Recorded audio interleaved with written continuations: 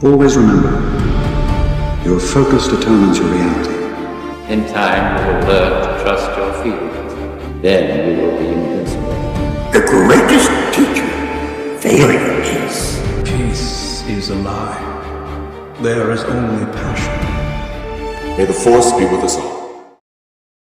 In the distant reaches of the Rafa system, there is a world that does not demand attention. It does not trade heavily with the galaxy. It does not appear on most strategic charts. And it certainly does not announce its history. At first glance, it seems almost unremarkable. A quiet world, simple settlements, a species that appears primitive by galactic standards. They are known as the Sharu, small, unassuming beings, living modest lives. No sprawling cities, no visible technology worth noting. But appearances in this corner of the galaxy are rarely the truth, because buried within the layers of their world lies something far older and far stranger. Scientists and historians who have studied fragmented records of this system theorize something unusual about the Sharu, that they were not always this way, that what is seen today is not their origin, but their remnant state.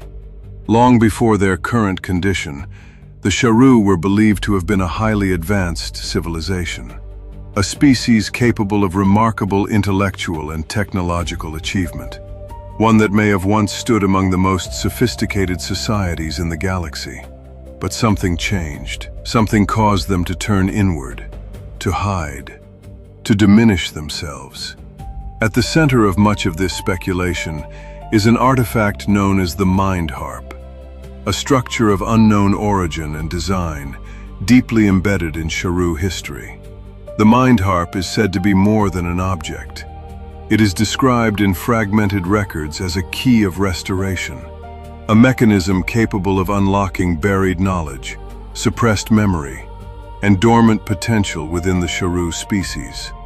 Some scholars suggest it is not just a tool of awakening, but a controlled threshold between two states of existence.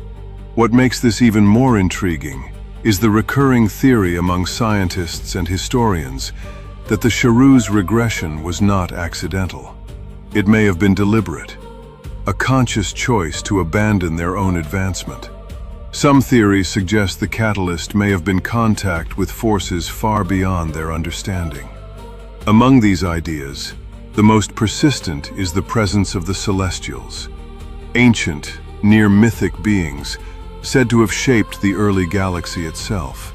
Though there is no definitive proof of direct interaction, many historians point to circumstantial patterns: sudden cultural withdrawal, mass architectural concealment, and technological abandonment, not as evidence of destruction, but of fear.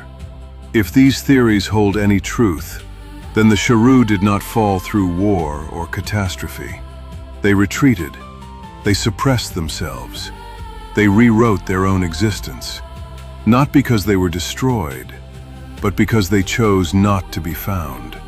The most widely accepted reconstruction among scholars is that the Sharu sealed their knowledge behind layers of biological and cultural limitation, effectively engineering a species-wide regression, a controlled forgetting, a civilization becoming something smaller, on purpose.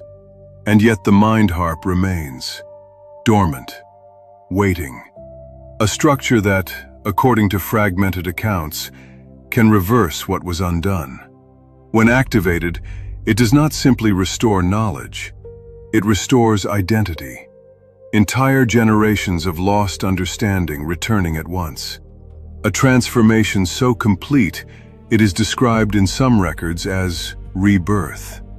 But what is most unsettling is not what the Mind Harp does. It is what it implies. Because if a civilization once capable of such advancement chose to erase itself, then the question is not what they were afraid of. It is what they understood. And that remains unanswered, at least for now, because in the absence of certainty, scientists and historians continue to theorize.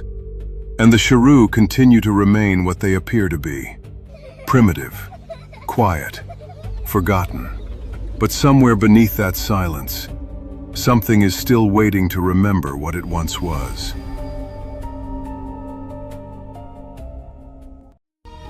If this holocron stirred something, if it made you question what the Force truly shows, subscribe.